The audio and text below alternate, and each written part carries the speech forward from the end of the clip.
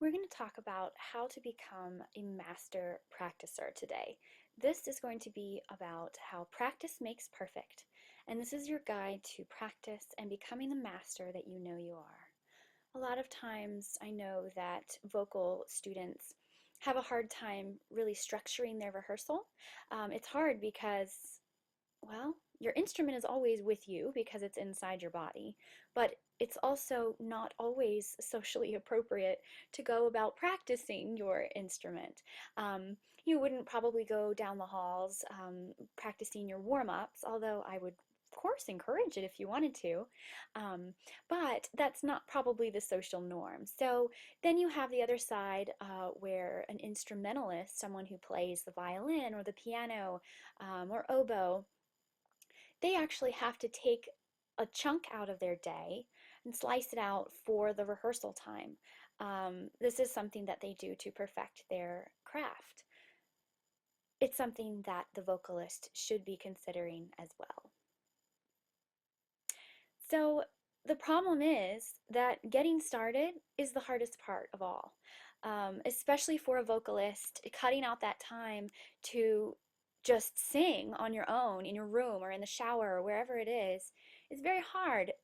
Vocalists feel very vulnerable. Your instrument, as we said before, is inside your body, and that is something that often makes people nervous. I'm sure none of you ever feel nervous. But it's true. You're sharing what's inside of you when you're sharing your voice. So here's the question. Why don't we practice as chorus students? And I want you to think about studying for that dreaded math test, because you're probably a lot more easily motivated to get up and get going on that because there's a lot of consequences when it comes to that, right? Whereas practicing your music for an upcoming performance, I would imagine in the past you felt like, oh, I'll just wing it. I'll just, go to rehearsals every day during class and that should be good enough. Well, it's really not. And why is there this difference? Because chorus is a class as well as, orchestra or band or math. So why is it that the math test becomes that more important piece in your life? Well, because it has those instant results and consequences. Your math test earns the grade, and so you study, study, study, and I would imagine that, once you've taken the test, that you more than likely forget everything that you studied pretty instantly after the test or at least later that day. Then the process is that the grade gives you, once you've received it, it gives you either a feeling of accomplishment or disappointment, depending on what it was. Then not only do you have your feeling, you also have, as a student, that the grade gives your parents a feeling. And if it's disappointment in their eyes, then that could mean that you lose privileges. Whereas going back to the music class, they're going to more than likely be proud of you no matter what kind of effort you put into your music class, because I don't know, maybe they don't know about music or they don't even know what your potential is. You know what your potential is, even if you haven't quite explored it yet. You know that what you're capable of is inside you in your heart. And so getting to that point where you're really sharing what your true potential and value is what we're looking at to do. Mastering something in music doesn't work exactly like the math test or the history SOL.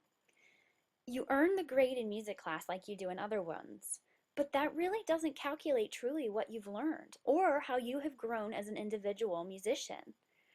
There's certainly no instant gratification as in your development as a vocalist.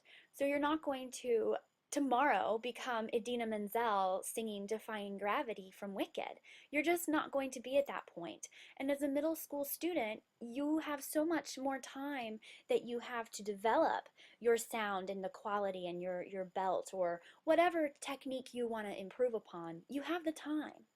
And I just want to remind you that the real reward comes from your practice. And like I said, it may take years to show itself. Your voices are not going to develop until you're much older, but it's the practice that you put in now and those good techniques that you establish that will pay off in the end. The vocal musician must get to know their voice, just like a violinist would know their violin. So you, as a violinist, would need to know where the G placement on your string was, how to hold your bow, how to stand up properly, where your wrist needs to fall when you're moving the bow up and down. Those are all things that we can parallel to singing. Your posture, how you hold your head, how your hips are, where your hands are. Are you singing in a choir? Are you singing a solo where you might need to move around? Are you in a musical where you're dancing? There's a lot that goes into knowing your voice because your voice needs, they change with whatever setting you're in. So if you're in that musical, you may need to go and run on a treadmill and sing at the same time just to get your breath support to where it needs to be to do those dances so that you don't sound out of breath as you're trying to reach those high notes. So you have to know the ins and outs of your own instrument. So how are you going to become a master practicer? Well, in this presentation, you will learn some different tips and tools to help you throughout your rehearsals on your own. These are not rehearsals that happen in class. These are the ones that you do on your own at home, in the car, in the shower, wherever it is you feel comfortable practicing with your instrument, your voice. Now, this is something very interesting that I saw. There is a definite difference between playing versus practicing, and we find that more in the instrumentalist, those band and orchestra members who have to put in the time to perfect their music and their technique and all of that. And you see here the woman practicing the piano, or maybe she's playing. So what really is the difference in that? As singers, we can surely learn from those practice habits of the instrumentalists. So playing is when you just play or when you just sing. So you're just like singing along with the radio. You're not really thinking about what you're doing. You might pay a little attention. Oh, wow, I really hit that high note well that time. But you're not really thinking about improving. Whereas practicing is when you're actually solving problems and finding weaknesses in your musicality. So that is when you find clarity, you start fixing the problems and improving your voice. And at this time, you really have to be your own teacher. And especially as a vocalist, you will have learned from chorus classes or private lessons different things that you can look for, but you really have to become your own teacher in the practice session. These tips have come from a great musical resource online. These tips come from a great musical resource online, The Practicing Musician. Um, and that's a website online, practicingmusician.com. And I've kind of tweaked them a little bit to be more towards the vocal chorus setting. So how do you practice vocal technique on your own? You first always have to start your vocal practice with a proper warm-up. That just is to keep your voice healthy. You don't ever want to go about singing super high notes from the opera song without having warmed up to get up to that point, because you can really strain your vocal cords. So you're going to want to practice the warm-ups that you know at least twice daily. And that might seem silly, but really that would just be like when you're getting ready for school in the morning, and then maybe when you're going to get ready for bed. At one point you're going to shower in the day, I would imagine.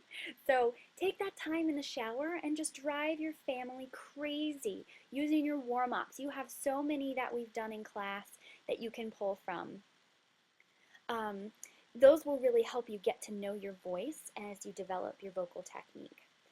Another way to warm up and to stimulate your brain by practicing solfege is to use your scales in a variety of ways. You can do your do, re, mi's legato, which is slow and smooth, to really perfect those tones as you move up in your voice, and your hand signs. So you might do, re, mi, fa, sol, very slow. And then you also have your staccato, which is that hot, hot. You don't want to touch the notes. They're too hot to touch, and you might do do, re, mi, fa, sol, la, ti, do. Very, very hot, hot, hot. And, of course, practicing with your hand signs is going to get them to stick in your brain. Here's something you can do at night when you're falling asleep, or maybe on the weekends when you're just laying in bed, you're not ready to get up yet. But just lie on your back. This is something for your breathing technique. Rest your hands on your belly. We've done this in class. And just practice that deep diaphragmatic breathing. So you're going to start by trying to lift your hands with your stomach, with that air filling up into your tummy. You're going to fill your belly up with the breath first, and then move up to your lungs. And do that until you're completely full, and then be sure to exhale entirely. And to help you kind of get a time element to this, you might try counting to 6 first, in, and then 7 out. And then try elongating that exhale to see how long you could do it. Maybe just go as long as you can until everything is gone from your lungs. And then add on a bit more. You can add on breathing in to 10, to a count of 10, and then exhaling as long as you can. That would be when you get a little bit more advanced, but it's sure something to shoot for. The other thing you can do is using your diaphragm to practice your dynamic range. So you start by making really extreme contrast between the levels, and you're just going to over-exaggerate crescendos, diminuendos. You're going to sound ridiculous, and that's okay when you're practicing. You don't have to sound performance ready. How else are you going to learn without working through these kind of awkward moments? Like when you're singing, later in the presentation we're going to use On My Own from Les Mis, and you might start singing it completely out of character. On my own, pretending he's beside me. Instead of, more should it be quiet? Probably. But if you're working on your diaphragm, you're going to want to try to use that volume that you get from the low part of your abdomen.